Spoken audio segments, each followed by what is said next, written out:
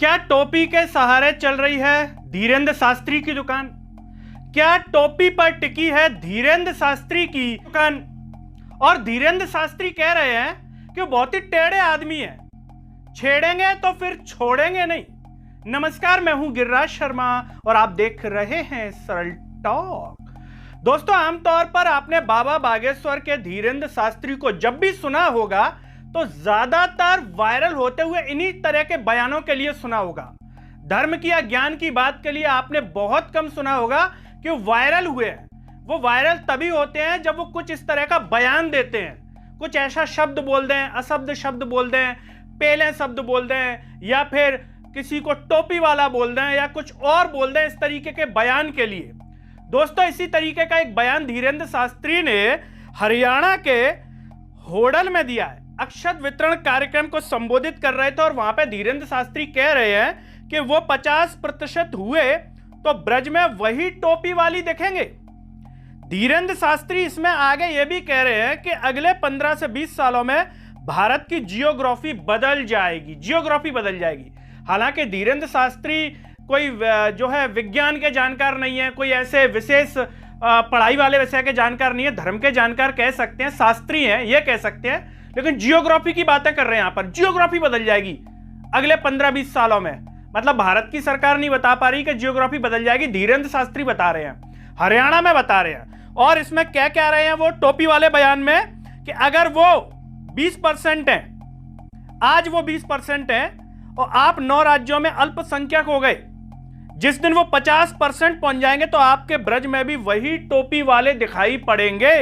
हालांकि उन्होंने यहां पर तुरंत स्पष्ट भी कर दिया, बयान तो दे दिया, लेकिन इसमें कह दिया कि वो ये नहीं कह रहे कि कौन सी टोपी वाले, क्योंकि वह खुद भी टोपी लगाते हैं। भारत को बचाना है, अपनी संस्कृति को बचाना है तो जातिवाद और भेदभाव से ऊपर उठकर हमको सनातनी जो है बनना होगा।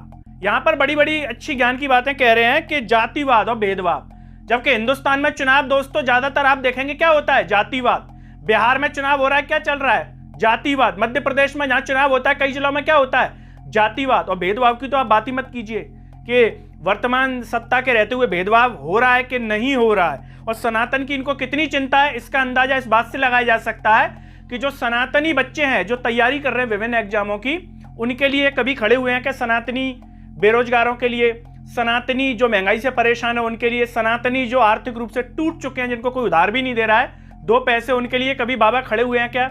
शायद नहीं खड़े हुए होंगे। लेकिन टोपी वाला बयान देना है, किसी को पेलने वाला बयान देना है, कुछ और देना है, तो ये बाबा जी आपको तुरंत सोशल मीडिया पर नजर आ जाएंगे, क्योंकि ये ऐसे मौके होते हैं जब वायरल हुआ जा सकता है। भारत का मीडिया भी यही देखता है कि कौन पेलने वाला बयान दे रहा है, कौन किस तरीके का अटपटा बयान दे रहा है कि आसानी से जो है इस तरह की खबर छापी जा सके।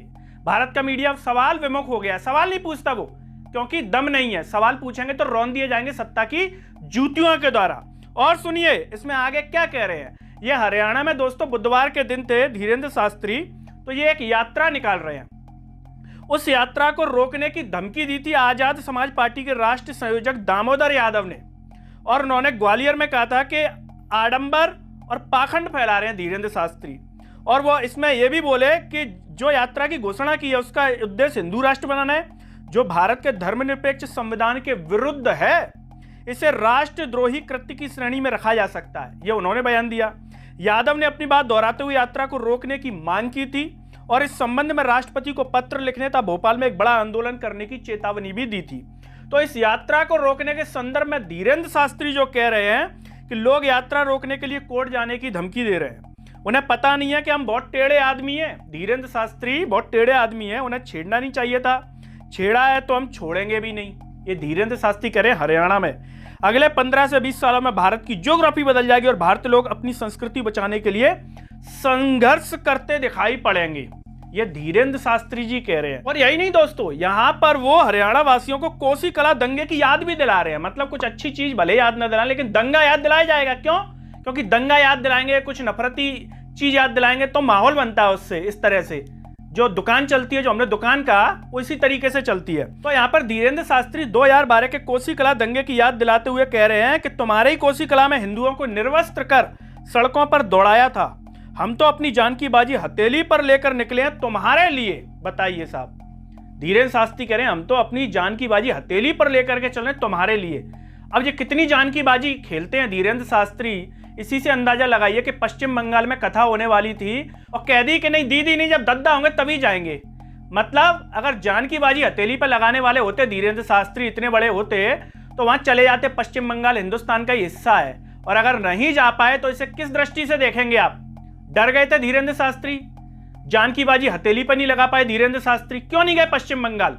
क्योंकि उन्हें मालूम था कि पश्चिम बंगाल में उनके चौथों की सरकार नहीं है। जिस तरीके से ये महाराष्ट्र से जो भागे थे कथा के बीच में और बिल्कुल छाती चौड़ी करके नहीं कहा था कि हम सामना करेंगे, और वहां से भाग आए थे, बीच में कथा छोड़ करके चले आए थे उस वक्त जब मामला गरमाया था अंधविश्वास वालों का, ये अंधविश्वास फैला रहे हैं इस तरह से।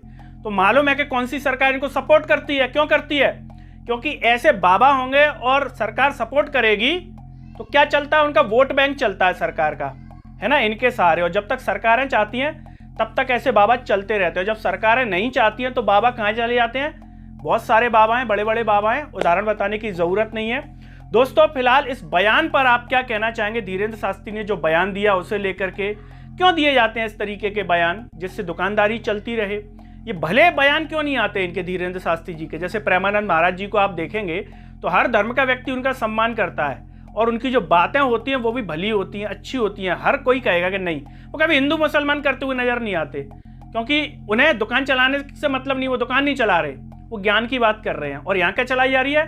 दुकान। इसीलिए शायद हिंदू मुसलमान आ जाता है, और बिना हिंदू मुसलमान की दुकान चलेगी नहीं। तो दोस्तों आप जो भी सोचते हो कमेंट बॉक्स में अपनी राय जरूर दीजिए। इस वीडियो को हर जगह शेयर कीजिए, चैनल को सब्सक्राइब कीजिए, साथ ही साथ सरल टॉक के Facebook, Twitter, Telegram, Instagram page को आप जरूर फॉलो कीजिए। अंत में सभी से एक अपील है दोस्तों, जब यूट्यूब पर आप ये वीडियो देख रहे होंगे तो नीचे जॉइन और थैंक्स का बटन होगा।